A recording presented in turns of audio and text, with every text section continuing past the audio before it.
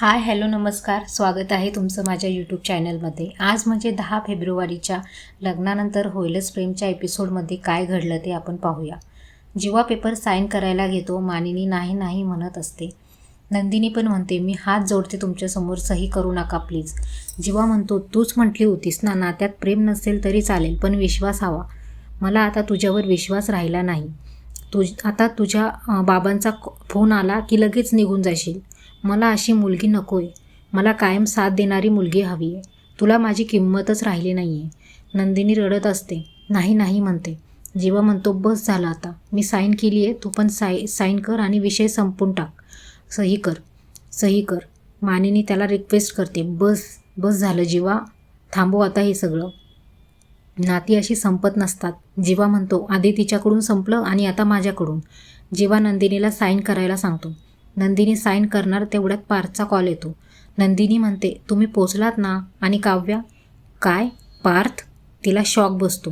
पार्थ हॉस्पिटलमध्ये बसलेला असतो. नर्स ओटीचे पेपर साईन करण्यासाठी पार्थकडे देतात. पार्थ हातावरचं रक्त पुसण्यासाठी रुमाल बाहेर काढतो तर त्यात बोरं असतात. त्याला काव्याची आठवण येते. रम्या वसू आत्याला म्हणते काव्या हॉस्पिटलाइज झाली आहे. वसू म्हणते काय? त्या दोघी म्हणतात मेलीच पाहिजे. नंतर वसू म्हणते असं काहीतरी व्हायला पाहिजे की जिवंत असून मेल्यासारखी. रम्या म्हणते something like coma, paralysis, memory loss. Memory loss झाला आणि ती पार्थला विसरली तर काय भारी होईल ना आई. वसू म्हणते माझं गट फिलिंग मला सांगते असंच होणार. गुरुजींनी भाकीत पण केलं होतं तुमच्या लग्नाचं. रम्या म्हणते आई काय भारी होईल ना मग. मला ऐकूनच एक्साइटिंग वाटतंय. 1 मिनिट, पार्थ काव्याला सोडेल का? वसू म्हणते मी पण तोच विचार करते. पण काव्य विशिष्ट काळ विसरली तर, म्हणजे पार्थ आणि काव्याचं लग्न झालं आहे असं विसरली तर. रम्या खुश होते. जीवा आणि नंदिनी हॉस्पिटलमध्ये आलेले असतात.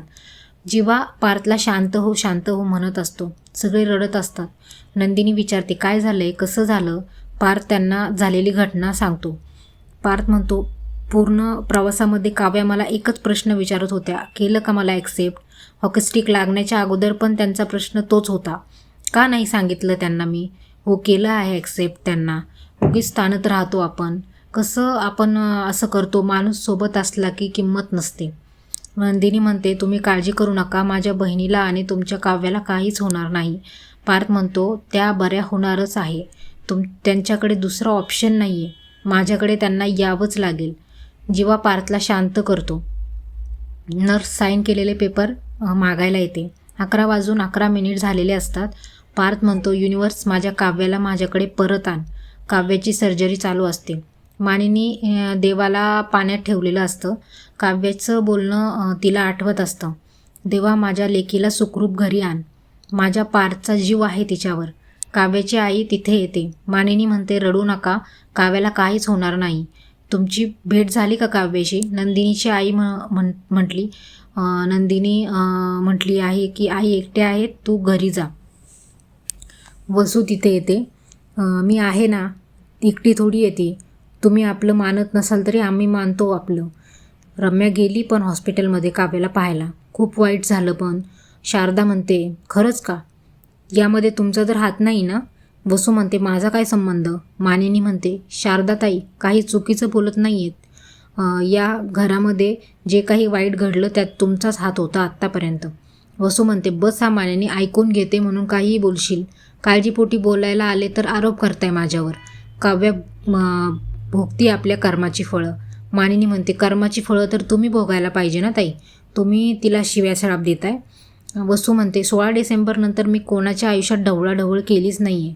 मानिनी म्हणते 16 डिसेंबर म्हणजे 16 डिसेंबरला काय केलं तुम्ही. वसू घाबरते. नंदिनीला काव्यासोबतचे क्षण आठवत असतात. जीवा नंदिनीला धीर देतो. जीवाला पण काव्यासोबतचे क्षण आठवत असतात.